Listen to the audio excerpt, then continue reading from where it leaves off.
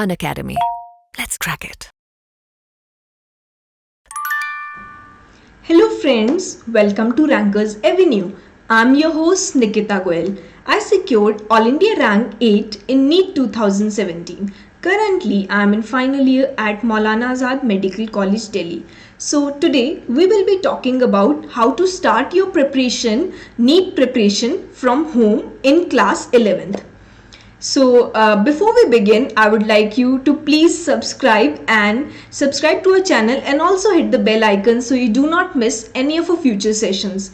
Also, you can share this video with your friends by clicking on the share button below. So start करते हैं. सबसे पहले I would like to congratulate yourself on beginning this important journey of your life which can ये दो साल की आपकी एक जर्नी है, ये आपकी लाइफ में बहुत ज़्यादा मायने रखती है. इसमें वो कहते हैं ना कि आप ये 2 सालों में मेहनत कर लीजिए, आपकी ज़िंदगी बदल जाएगी. And it's very very very true. आप इन 2 सालों में अच्छे से मेहनत करते हैं तो एक अच्छा कॉलेज मिल जाता है एंड बहुत ज़्यादा फ़र्क पड़ जाता है लाइफ में. And also believe in your self. I believe कि अगर आप अच्छे दिल से चाहते हैं, अच्छा आप अपना बेस्ट शॉट देंगे एंड अच्छे से हार्ड वर्क करेंगे एंड तो बहुत ईजी है. It's not that difficult to get a good rank and also to get a good college in NEET. And also if I believe कि अगर मैं कर सकती हूँ तो everyone can do it. I was also just an average student just like you. जब मैं class 10th में थी तो I was also a very average student. तो क्या है कि जो ये 2 साल का सफ़र है आपका, ये बहुत लंबा है. मतलब ऐसा नहीं है कि आपको ये एक मैराथन रेस की तरह है. तो आपको एक पूरा मोमेंटम मेंटेन करके रखना पड़ेगा right from day 1. This is not a sprint race कि जैसे आप एकदम से मेहनत करी और एकदम से रिजल्ट्स आ गए. तो you have to maintain a consistency in your preparation. Daily थोड़ा थोड़ा पढ़िए एंड डेली मेंटेन करके रखना है. थोड़ा थोड़ा बीच में डेली रिलैक्स करने के लिए ब्रेक भी लेना है and you have to maintain. इन 2 साल की जर्नी में बहुत ज़्यादा अप्स एंड डाउन्स आएंगे, ये सब आप लेके चलिए शुरू में ही. तो आपकी फिज़िकल एंड मेंटल हेल्थ की इम्पॉर्टेंस बहुत ज़्यादा बढ़ जाती है. अगर आप तंदुरुस्त होएंगे तो ही आप ये 2 साल के सफ़र को अच्छे से तय कर पाएंगे. तो फॉर दैट आप आई वुड सजेस्ट कि डे 1 से ही आप अपनी फ़िज़िकल हेल्थ का ध्यान रखिए and you get a good sleep. 8 से 9 घंटे सोना बहुत ज़रूरी है. एंड फिज़िकल हेल्थ के लिए सुबह 15 से 20 मिनट या किसी भी टाइम जब जैसा भी आपको ठीक लगता है, गो फॉर वॉक या फिर रन या फिर डू कार्डियो और any sort of physical exercise या कोई गेम खेल सकते हैं जिससे भी आपको रिलैक्स मिलता है और थोड़ा बर्स्ट ऑफ एनर्जी होता है अपनी बॉडी में. ऑल्सो फॉर मेंटल हेल्थ 5 या 10 मिनट की मेडिटेशन करना बहुत इंपॉर्टेंट है डेली लाइफ में, क्योंकि इतना ज़्यादा स्ट्रेस होगा पढ़ाई में, टेस्ट हुआ करेंगे आपके. तो एक मेंटल हेल्थ को, एक मेंटल पीस मेंटेन करने के लिए आप ज़रूर 5 से 10 मिनट अपनी मेडिटेशन को दीजिए. मेडिटेशन करना इट्स वेरी इजी. आप क्या कर सकते हैं कि यूट्यूब पे टाइप कीजिए गाइडेड मेडिटेशंस, तो काफ़ी सारी आ जाती हैं, या फिर you can do it on your own, जैसा भी आपको ठीक लगे. And also don't compare your self with others. ऐसा नहीं है कि आप स्टार्ट करेंगे, छोटे मोटे टेस्ट हुआ करेंगे. हमेशा ऐसा होता है कि दोस्तों में आपस में रहता है कि हाँ तेरे कितने मार्क्स आए हैं, मेरे कितने आए हैं, उसके इतने मार्क्स आए हैं, मेरे नहीं आ रहे. ये सब नहीं करना. सबका अपना स्पीड होता है पढ़ने का, सबका अपना तरीका होता है पढ़ने का. आपको सिर्फ अपने आप को, जो आप कल थे, आपको अपने आप को अपने कल वाले वर्जन से बेटर बनाना है. अगर आपके पिछले टेस्ट में इतने मार्क्स आए थे तो your only focus should be कि मुझे इसको इम्प्रूव कैसे करना है, मेरे जो क्वेश्चंस गलत हुए थे मुझे उनको कैसे सही करना है, या फिर मैं अपनी जो प्रिपरेशन को कैसे इम्प्रूव कर सकता हूँ.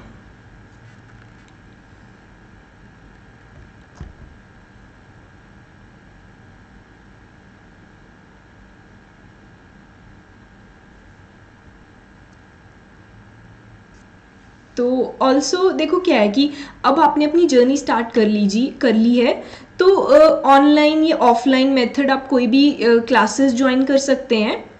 Any thing is good enough. और उन सबका मटेरियल ऑलमोस्ट सबका अच्छा ही होता है. And believe in your teachers. ऐसा नहीं है कि एक टीचर से दूसरी टीचर की आप बात भाग रहे हैं। आप जो भी आपने एक क्लासेस ज्वाइन कर ली हैं, believe in them, believe in your teachers. जो भी वैसा कर रहे हैं फॉलो दैट एंड डेली की डेली क्लासेस अटेंड कीजिए एंड नोट्स बनाइए। एंड ऑल्सो जो आपने डेली नोट्स बनाए हैं, make sure right from day one आप अपना होमवर्क कंप्लीट रखिए। जो क्लास में जिस दिन क्लास हो चुकी है उसी के नोट्स उसी दिन ही कंप्लीट करने हैं। जैसे आज मेरी 2 सब्जेक्ट्स की क्लासेस हुई तो मैंने 2 सब्जेक्ट के नोट्स बनाए एंड उन नोट्स को I have to give a reading on the same day. इससे क्या होता है कि आपका अभी पढ़ के चुके हैं, आप अभी क्लास में सब समझ के चुके हैं, तो उसी दिन आप उन नोट्स को रिवाइज करोगे तो आपका हार्डली टाइम आधा लगेगा। अगर आप उसको नेक्स्ट डे करोगे तो आपका टाइम डबल लगेगा। अगर आप उसको और भी डिले करेंगे तो और भी ज़्यादा टाइम लगेगा आपको प्रिपेयर करने के लिए। ऑल्सो वन थिंग इज़ कि आप पहले दिन से ही क्या करना है कि अपना जो नेक्स्ट डे का रूटीन है वो एक दिन पहले ही प्लान करके सोना है। देखो सोने से पहले क्या करना है, just 10 minutes sit down and think कि मेरे कल क्या क्या टास्क हैं, मुझे कल क्या क्या काम करने हैं। जैसे मुझे कल इन सब्जेक्ट्स की क्लासेस लगानी है, मुझे इन सब्जेक्ट के नोट्स रिवाइज करने हैं, मुझे इस बुक से क्वेश्चन सॉल्व करने हैं, या जो भी टास्क हो सकते हैं उनको एक नोटबुक पे लिखिए। और कल जब सुबह उठेंगे तो आपका क्या होगा, आपकी टेंशन नहीं रहेगी माइंड में कि मुझे क्या क्या करना है। क्योंकि क्या होता है जब हम सुबह उठते हैं तो हमारी एनर्जी मैक्सिमम लेवल पे होती है, और अगर हम उस जो सबसे ज़्यादा प्रोडक्टिव टाइम हो सकता है हम उसको अपना ये सब सोचने में लगा देंगे कि मुझे क्या करना है क्या नहीं, तो आपकी वो सारी एनर्जी वेस्ट हो जाएगी। तो ये सारा काम एक दिन पहले ही करके रखना है। ऑल्सो आप अपने एक मंथली गोल्स बनाइए कि मेरे इस महीने में ये सब कंप्लीट हो जाना चाहिए। आप अपना एक प्लान माइंड में लेके चलिए, या फिर आप डायरी लगा सकते हैं कि मेरा इस मंथ में मेरा ये गोल्स हैं, मेरे ये यूनिट्स कंप्लीट हो जाने चाहिए, मुझे इन यूनिट्स की रिविजन करनी है। तो you have to plan that according to yourself. किसी से कॉपी नहीं करना कि वो ऐसा कर रहा है तो I will do it like that. सबका अपना स्पीड है। ऑल्सो जो आवर्स ऑफ टाइम, कितना टाइम आपको डेली पढ़ना है, that is also dependent on your self. आपका बस मेन एम ये होना चाहिए कि मैंने जो डेली काम किए मुझे वो कंप्लीट करना है। तो किसी की स्पीड थोड़ी ज़्यादा होगी, कोई 4 घंटे में कर लेगा, कोई 5 घंटे में कर लेगा, किसी को ज़्यादा टाइम लग सकता है। तो वो सबका अपना अपना होता है, और आप देखिए कि आपको कौन सा तरीका बेस्ट सूट करता है और आपको कितना टाइम चाहिए अपने लिए। अपने आप को एनालाइज करना स्टार्ट कीजिए डे 1 से, किसी और की तरफ नहीं देखना। So these are some general rules. अब देखते हैं कि सब्जेक्ट वाइज क्या क्या चीज़ें हैं। सबसे पहले विल लुक इनटू बायोलॉजी। देखो बायोलॉजी बहुत इजी सब्जेक्ट है और काफ़ी ज़्यादा स्कोरिंग सब्जेक्ट है, और 180 क्वेश्चंस में से आधे क्वेश्चंस जो कि 90 क्वेश्चंस हैं वो आपके बायो से आ रहे हैं। तो आपका जो मेन एम रहना चाहिए कि मुझे बायो में मैक्सिमम स्कोर करना है। बायो में आपके एम रहना चाहिए कि मेरे 85 प्लस क्वेश्चन सही होने चाहिए। क्योंकि क्या है कि बायो में कुछ नहीं है, सिर्फ एक एनसीईआरटी है, और एनसीईआरटी से ही 90 to 95% क्वेश्चन कवर हो जाते हैं। तो डे 1 से ही क्या करना है कि आप एनसीईआरटी का एक चैप्टर रीड ज़रूर करेंगे। Just spend 1 hour daily on reading NCERT of bio. देखो 1 घंटा आप लगाएंगे बस बायो की एनसीईआरटी को, इतना ज़्यादा हमने इन 2 सालों में रिवाइज कर लेना है कि हमारी एंड डे में कोई गलती ना हो। आप एकदम से क्वेश्चन रीड करिए और आपके मन में एकदम से आंसर आ जाना चाहिए। क्वेश्चन पढ़ के ये नहीं होना चाहिए कि हाँ ये था या शायद वो था, क्योंकि बायो में इट्स ऑल अबाउट कि यू नो और you don't know. It's not that कि सॉल्व करके देखना पड़ेगा या फिर हाँ हो सकता है या नहीं हो सकता। आपका इतना ज़्यादा रिवीजन हो जाना चाहिए बायो में कि आपको क्वेश्चन पढ़ते ही 1% का डाउट नहीं होना चाहिए कि इसका ऑप्शन ए होना चाहिए, बी होना चाहिए। जो ऑप्शन है सो है, and that should be very clear in your mind. And for that आप डेली डे 1 से ही एनसीईआरटी पढ़ना स्टार्ट कीजिए। देखो एनसीईआरटी टोटल 11th-12th के चैप्टर्स मिला के दे आर अराउंड 38 चैप्टर्स। तो अगर आप डेली एक चैप्टर रीड कर रहे हैं तो देखो आप 2 साल में आपकी कितनी रिवीजन हो जाएंगी, 100+ रिविजन्स हो सकती हैं। तो this you have to maintain till last day. ये करने से देखो आई कैन गारंटी यू कि आपके 90 क्वेश्चंस में से 85 क्वेश्चंस तो पक्का ही सही होंगे। जो लास्ट के 5 क्वेश्चंस भी हैं वो भी हम सही कर सकते हैं अपनी एक असर्टिव रीजनिंग से अच्छे से, कि मतलब एक्सक्लूड करके ऑप्शंस हम देखें तो वो भी क्वेश्चन सही हो सकते हैं। तो एक बार आपने जैसे एनसीईआरटी की रीडिंग स्टार्ट करी, आपकी क्लासेस भी होंगी, यू विल मेक नोट्स, तो नोट्स को पढ़िए एंड एनसीईआरटी को पढ़िए and these 2 things are more than enough. कोई और अलग से बुक पढ़ने की ज़रूरत नहीं है एंड टाइम वेस्ट नहीं करना हमें कोई और बुक पढ़ने के लिए। ये सब पढ़ के आप क्वेश्चंस प्रैक्टिस करना स्टार्ट कीजिए।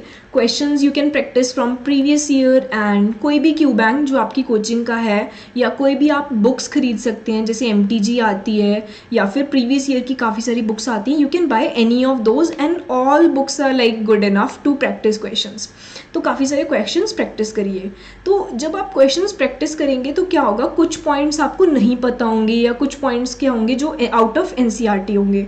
तो उन पॉइंट्स का क्या करना है, आपको उसी जगह एनसीईआरटी में जहाँ उसका टॉपिक मेंशन्ड है, राइट इट दैट, वहाँ पे ही उसको लिख लेना है, स्टिकी नोट लगा के या जैसे भी।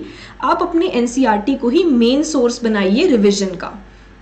तो आपकी धीरे धीरे एनसीईआरटी इतनी भर जानी चाहिए कि वो एक होलसम हो जाएगा। आपको बस एक एनसीईआरटी की रीडिंग लगाने की ज़रूरत है और कुछ चीज़ें पढ़ने की ज़रूरत नहीं है फॉर बायो।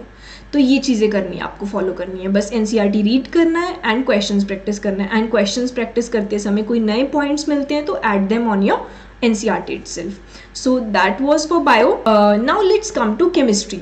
देखो केमिस्ट्री में क्या है, सबसे पहले आपकी क्लासेस हुआ करेंगी तो क्लास नोट्स में ही 80 to 90% ऑफ कॉन्सेप्ट्स जो हैं वो आपके क्लियर हो जाते हैं। एंड आपका फोकस कॉन्सेप्ट्स पे रहना चाहिए, आपको प्योर रोट लर्निंग नहीं करने की, ये सब याद करना है। कॉन्सेप्ट्स अच्छे बिल्डअप करेंगे आप केमिस्ट्री में तो ही आपके क्वेश्चंस अच्छे से सॉल्व हो पाएंगे।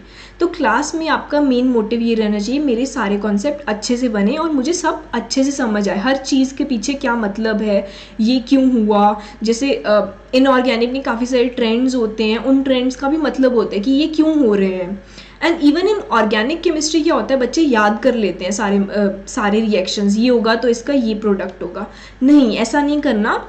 फोकस ऑन मैकेनिज्म कि क्या मैकेनिज्म था इसके पीछे एंड क्या इंटरमीडिएट प्रोडक्ट्स बन रहे थे ऑर्गेनिक रिएक्शन में। तो इससे क्या होगा कि अगर कोई ट्रिकी क्वेश्चन भी आता है बाय चांस इन पेपर तो वो आपका सही हो जाएगा and you will be at plus with your competitors. मतलब अगर आपका सही हो रहा है वो क्वेश्चन और आपने अच्छे से ध्यान दिया है तो वही चीज़ आपकी रैंक डिसाइड करती है, क्योंकि एक एवरेज मार्क्स तो सबके ही आ जाते हैं। अच्छी रैंक के लिए you have to get some edge over the others, तो वो एज इन सब चीज़ों से आता है। और प्लस देखो आपने ये सब रीड कर लिया and NCERT of chemistry is also important. At least एक रीडिंग तो लगानी ही है एनसीईआरटी की, स्पेशली जो कुछ चैप्टर्स हैं जैसे इनऑर्गेनिक के पी ब्लॉक हो गया, एस ब्लॉक हो गया, एंड फिजिकल केमिस्ट्री की भी एक रीडिंग कर सकते हैं। And organic chemistry is must from NCERT. At least 5-6 questions जो हमारे नीट में आते हैं उसमें 3-4 questions are directly from NCERT. तो एनसीईआरटी एक बार रीड ज़रूर करनी है बायो की, केमिस्ट्री की सॉरी। और क्वेश्चंस प्रैक्टिस करने के लिए आप प्रीवियस ईयर क्वेश्चंस प्रैक्टिस कर सकते हैं या फिर काफ़ी सारी बुक्स अवेलेबल हैं मार्केट में, जैसे एमटीजी या फिर और भी काफ़ी सारी बुक्स हैं, या फिर आप अपनी कोचिंग के जो भी क्यू बैंक है दे प्रोवाइड, या कोई भी टेस्ट हैं उनसे क्वेश्चंस प्रैक्टिस कर सकते हैं। Now let's come to physics. देखो बहुत बच्चे फिजिक्स से डरते हैं, इससे डरने का बिल्कुल नहीं है। फिजिक्स आई वोंट से कि ईजीएस्ट है, बट अगर आप उसको अच्छे से समझेंगे तो वो काफ़ी आसान सब्जेक्ट बन सकता है आपके लिए। अगर आप उससे डरेंगे तो फिर आपका और डर बढ़ता जाएगा और आपका और वीक सब्जेक्ट बनता जाएगा, तो इससे डरना बिल्कुल नहीं है। सबसे पहले क्या है, इसकी प्रिपरेशन के लिए आपकी क्लासेस हुआ करेंगी तो मेक नोट्स। तो नोट्स क्लासेस में ही आपको अपने कॉन्सेप्ट सारे क्लियर कर लेने हैं कि हर चीज़ के पीछे क्या मतलब है। अगर आपके कॉन्सेप्ट स्ट्रांग होंगे तो ही आपसे न्यूमेरिकल सॉल्व हो पाएंगे। ऐसा नहीं है कि सिर्फ फॉर्मूला रट लेने से क्वेश्चन सॉल्व हो जाएंगे, क्योंकि डायरेक्ट फार्मूला बेस्ड क्वेश्चंस तो कम ही होते हैं। मैक्सिमम क्वेश्चंस जो होते हैं वो आपका कॉन्सेप्ट टेस्ट करते हैं कि कैसे उन फार्मूलाज को कहाँ कहाँ अप्लाई करना है। तो कॉन्सेप्ट स्ट्रांग होने चाहिए। एक बार आपने नोट्स बना लिए तो सेम डे उन नोट्स को रिवाइज किया तो आपको एक आइडिया लग जाएगा मोटा मोटा कि चैप्टर में क्या है। Then start solving some questions. आप प्रीवियस ईयर क्वेश्चंस लगा के देखिए, प्रीवियस ईयर थोड़े इजी होते हैं तो इससे थोड़ा सा कॉन्फिडेंस आ जाता है। सबसे पहले try to solve always previous year questions, तो उससे एक कॉन्फिडेंस आ जाता है और एक आइडिया मिल जाता है कि क्या लेवल रहेगा। और फिर क्यू बैंक आप किसी भी बुक से लगा सकते हैं या फिर आप अपनी कोचिंग या कहीं से भी किसी का भी क्यू बैंक लगा सकते हैं।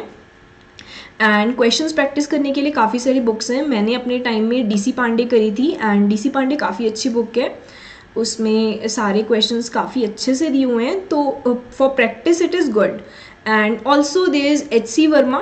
आई वोंट से कि मैंने सारी करी थी, बट अगर आप कर सकते हैं तो इट्स वेरी गुड, क्योंकि एच.सी. वर्मा में काफ़ी अच्छे अच्छे क्वेश्चंस दिए रखे हैं। अगर आपको पूरी नहीं करनी तो मेक श्योर कि आप जो उसमें सॉल्व्ड एग्जांपल्स हैं वो ज़रूर करिए, क्योंकि सॉल्व्ड एग्जांपल्स काफ़ी ज़्यादा वो एक होलसम एक्सपीरियंस देती हैं। जो एच.सी. वर्मा की सॉल्व्ड एग्जांपल्स हैं उसमें मैक्सिमम कॉन्सेप्ट्स दोबारा से कवर हो जाते हैं और उनकी एप्लीकेशन अच्छे से समझा रखी है कि कैसे कैसे कॉन्सेप्ट्स को अप्लाई करना है एंड कैसे क्वेश्चन को अप्रोच करना है। तो डीसी पांडे सॉल्व करिए, या फिर एमटीजी की बुक आती है, या फिर एच.सी. वर्मा, या कोई भी आप बुक सॉल्व कर सकते हैं। बस आपको एक आइडिया होना चाहिए कैसे क्वेश्चंस आ रहे हैं। आप जब क्वेश्चन सॉल्व करेंगे तो आपको खुद से ही पता चल जाएगा कि आप कितने पानी में हैं, कितना कॉन्सेप्ट आपको समझ आया है। उस हिसाब से फोकस करिए ऑन डिफरेंट चैप्टर्स। जैसे कुछ चैप्टर्स हो सकते हैं कि आपको एक बार में ही समझ आ गए और आपके क्वेश्चंस भी अच्छे से लग रहे हैं। जिन चैप्टर्स में आपको क्वेश्चंस अच्छे से नहीं लग रहे तो उनका ज़्यादा प्रैक्टिस करना है। देखो फिजिक्स में सिर्फ प्रैक्टिस ही है जिससे सारा डर निकलेगा और आप अच्छा स्कोर कर पाएंगे। एंड एक जो दिक्कत आती है बच्चों को वो कैलकुलेशन में आती है। देखो कैलकुलेशन शुरू में स्लो लगेगी, बट धीरे धीरे जैसे जैसे आप क्वेश्चंस प्रैक्टिस करते जाएंगे तो आपका कैलकुलेशन काफ़ी फास्ट होती जाएगी। आप काफ़ी सारे स्टेप्स तो माइंड में ही हो जाने चाहिए। आपकी इतनी प्रैक्टिस हो जानी चाहिए फिज़िक्स के क्वेश्चंस की कि जैसे आप क्वेश्चन पढ़ रहे हैं तो क्वेश्चन पढ़ते ही आपको 1 मिनट में आइडिया लग जाना चाहिए, पढ़ते पढ़ते ही अपने माइंड में, कि मुझे इस क्वेश्चन को कैसे अप्रोच करना है, और काफ़ी सारे स्टेप्स आपके माइंड में ही सॉल्व हो जाने चाहिए। तो इससे क्या होगा, काफ़ी सारी स्पीड इंक्रीज होती है आपकी और कैलकुलेशंस जल्दी से जल्दी हो जाती हैं और बहुत कम जगह में आप क्वेश्चन को सॉल्व कर पाते हैं। और फिज़िक्स की जो एनसीईआरटी है वो भी एक रीडिंग, जैसे 12th की तो मस्ट है फॉर क्योंकि 12th में हमें बोर्ड एग्जाम्स भी देने हैं, प्लस 12th के काफ़ी सारे थ्योरेटिकल टॉपिक्स हैं जो काफ़ी अच्छे दिए हुए हैं फिज़िक्स की एनसीईआरटी में। प्लस 11th में भी आई वुड सजेस्ट, अगर टाइम है तो जैसे ही आपका चैप्टर कंप्लीट होता है तो एक रीडिंग दे सकते हैं। It would hardly take 1 hour. और फिज़िक्स की जो एनसीईआरटी है उसमें काफ़ी अच्छे से थ्योरी समझाई हुई है, क्योंकि जो कुछ क्वेश्चंस होते हैं ना फिज़िक्स के थ्योरेटिकल या एजर्शन रीजन टाइप, वो काफ़ी डायरेक्टली एनसीईआरटी से ही बन के आते हैं। एंड ऑलवेज डोंट मिस जो ब्लू बॉक्स दिए हुए हैं एनसीईआरटी में फिज़िक्स की, वो ज़रूर पढ़िए, उनसे काफ़ी क्वेश्चंस बन के आते हैं। तो ये तो हुआ तीनों सब्जेक्ट्स की बातें, कैसे कैसे इन सब्जेक्ट्स को अप्रोच करना है। अब आते हैं कि मॉक टेस्ट कब स्टार्ट करने चाहिए देने और कैसे कैसे अप्रोच करनी चाहिए मॉक टेस्ट को। देखो मॉक टेस्ट क्या होते हैं, वो प्रॉपर 3 घंटे का टेस्ट होता है जिसमें 180 क्वेश्चंस आते हैं जो नीट एग्ज़ाम को सिमुलेट करता है। तो आई वुड सजेस्ट आप मॉक टेस्ट जितनी जल्दी हो सकते हैं स्टार्ट कर दीजिए देना। इनिशियली आपकी फ्रीक्वेंसी रहनी चाहिए कि महीने में 1 मॉक टेस्ट दे दिया। धीरे धीरे जैसे आप आगे बढ़ेंगे, आपका सिलेबस कंप्लीट हो जाएगा तो आपकी फ्रीक्वेंसी इंक्रीज़ हो जानी चाहिए। एट दी एंड जब आपके लास्ट में 2 महीने रह गए तो आप हर हफ्ते में एटलीस्ट 2 मॉक टेस्ट ज़रूर देंगे, क्योंकि मॉक टेस्ट देने ही से ही डर निकलता है।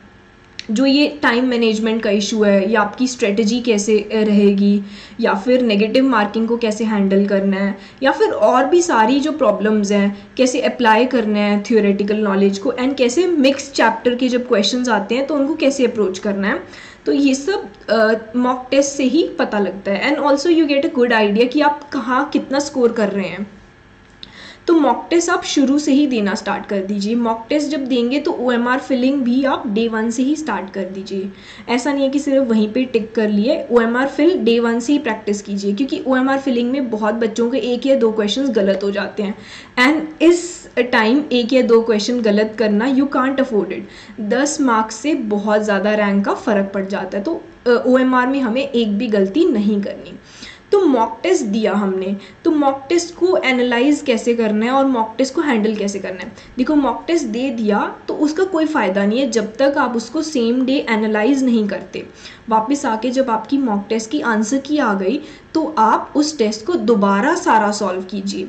देखो क्या होगा, 180 क्वेश्चंस हैं, you should always treat it like कि हाँ मुझे एक 180 क्वेश्चंस का क्यू बैंक मिल गया है अच्छा सा सॉल्व करने के लिए, एंड आपका टारगेट ये रहना चाहिए कि इन 180 क्वेश्चंस में से मुझे इस तरह का कभी भी कोई क्वेश्चन दिखा तो वो मेरा गलत नहीं होना चाहिए। So that's the method you should go.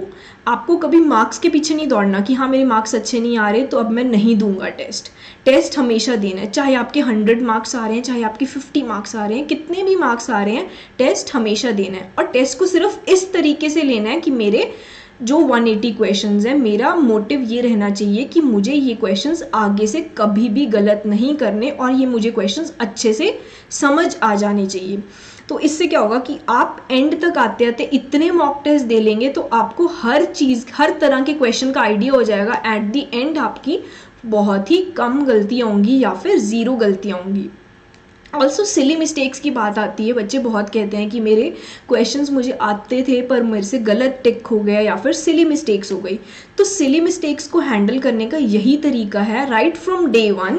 जैसे ही आप टेस्ट देते हैं, जब आप घर आके उसको एनालाइज कर रहे हैं, जो भी आपकी सिली मिस्टेक्स हुई हैं या क्वेश्चंस गलत हुए हैं उनको एनालाइज कीजिए कि क्यों गलत हुए हैं।